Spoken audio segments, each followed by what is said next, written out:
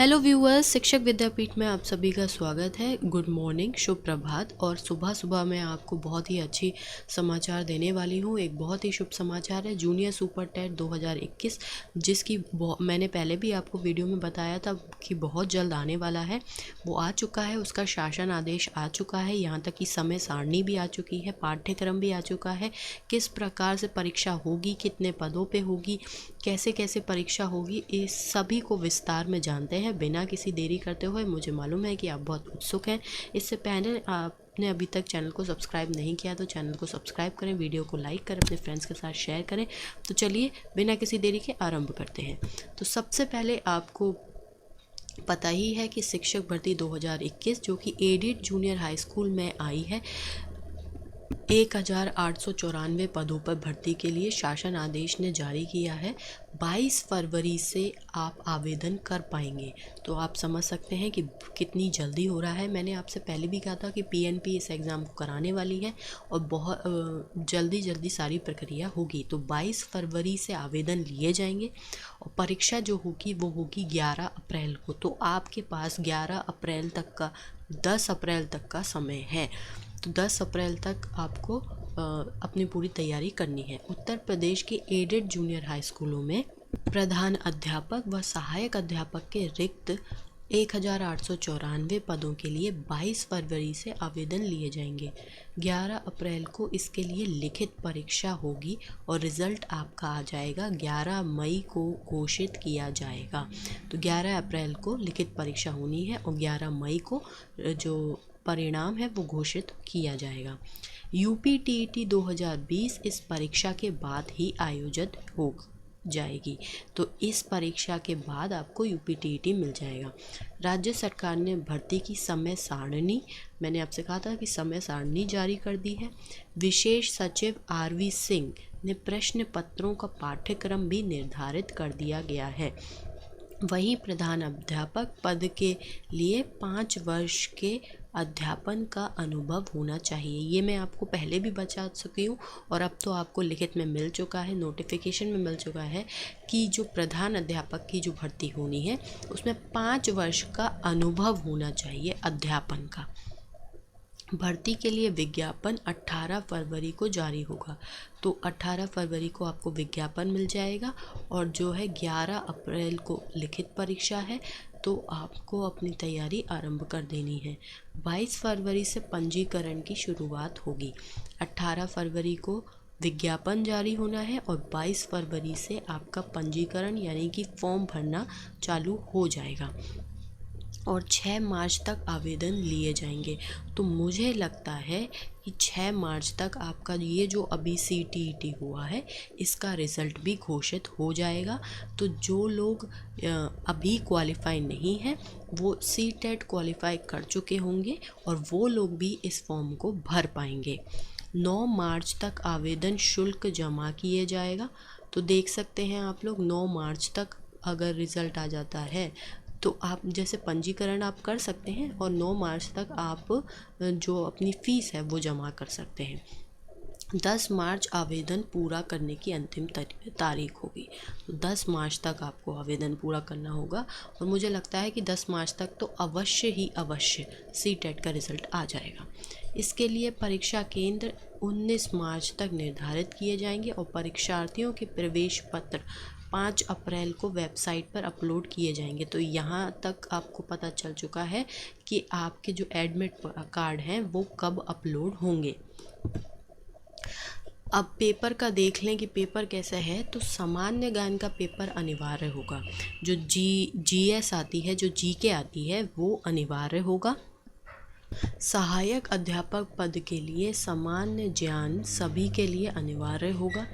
परीक्षार्थियों को भाषा, सामान्य ज्ञान व विज्ञान गणित में से किसी एक खंड का चयन करना होगा। मैंने ये बात भी आपको पहले बताई थी कि जो साइंस साइड के स्टूडेंट्स हैं उनको साइंस का पेपर मिलेगा।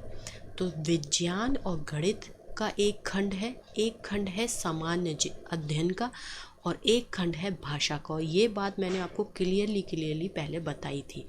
ठीक है, अंग्रेजी या संस्कृत में से किसी एक का चयन करना होगा। तो आपको ये भी बहुत बड़ी सुविधा मिल चुकी है कि आप 2 भाषाओं पे अपना ध्यान केंद्रित कर सकते हैं। पहला प्रश्न पत्र 50 प्रश्न समान ज्ञान और दूसरा प्रश्न पत्र 100 प्रश्न संबंधित खंड के होंगे। तो आप समझ सकते हैं कि 150 मार्क्स का होता है। तो जो पहला है वो कितना है, 50 मार्क्स का समान ज्ञान, और दूसरा क्या है, आपका सब्जेक्ट। तो बस अब जुट जाइए अपने सब्जेक्ट को तैयार करने में। प्रधान अध्यापक के लिए पहला प्रश्न पत्र शिक्षा विभाग से संबंधित विभिन्न कानूनों, नियमों, शासन देशों आदि का होगा। तो जो प्रधान अध्यापक का जो ये लोग परीक्षा लेने वाले हैं, प्रधान अध्यापक की लिखित परीक्षा, उसमें जो है वो 2 पेपर होने वाले हैं। तो एक पेपर में तो क्या है, हमारे मतलब कि जो सहायक अध्यापकों का जो परीक्षा है उसके जैसा है, और दूसरा पेपर कैसे संबंधित होगा कि आपके जो विभिन्न कानून हैं उनके द्वारा नियमों उसमें बताए जाएंगे, शासन देशों आदि का होगा।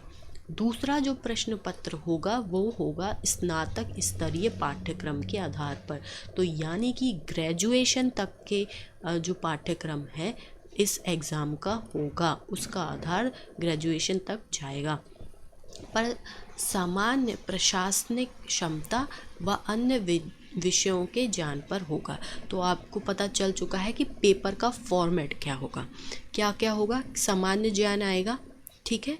खंड 3 खंड होंगे। आपका कौन सा खंड है, एक खंड होगा भाषा का, आपको भाषा पे प्रश्न मिलने वाले हैं।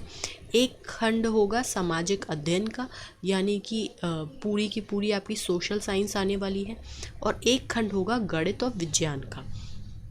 तो आपका जो भी सब्जेक्ट है, आपका जो सब्जेक्ट है, आपको उस पर कमांड होनी बहुत आवश्यक है। और सामान्य ज्ञान पे, तो सामान्य ज्ञान जो है वो सबके लिए अनिवार्य है। अच्छा, प्रधान अध्यापक जो हैं, प्रधान अध्यापक पद के लिए स्नातक स्तरीय विषयों का ज्ञान होना आवश्यक है। वहीं इनके लिए एक और एग्ज़ाम होगा, एक और परीक्षा होगी जिसमें सामान्य प्रशासनिक क्षमता और शैक्षिक प्रबंधन का व प्रशासन। तो ये एक और जो एग्ज़ाम होगा वो प्रधान अध्यापक के पदों के लिए होगा। तो ये है आपका फॉर्मेट पेपर का।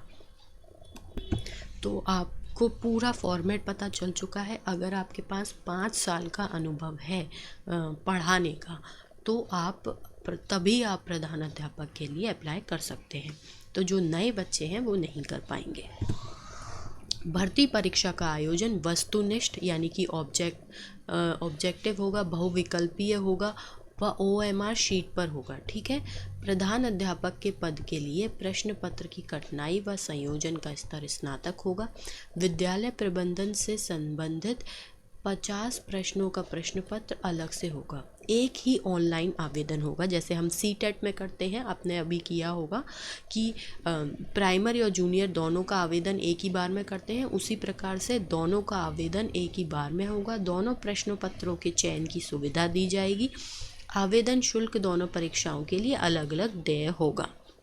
अच्छा, परीक्षा का समय 11 अप्रैल को परीक्षा होनी है।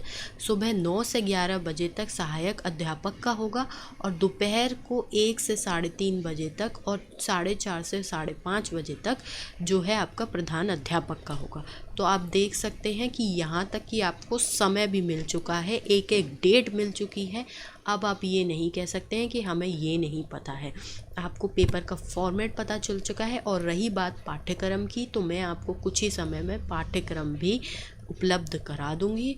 तो आपका दिन, आप हमारे साथ अंत तक बने रहे, हमारे चैनल को अवश्य ही सब्सक्राइब करें। आपका दिन शुभ हो। और आज तो आपको बहुत ही शुभ समाचार मिला है, तो आपका दिन शुभ हो ही चुका है। तो बस आपका दिन शुभ हो। धन्यवाद।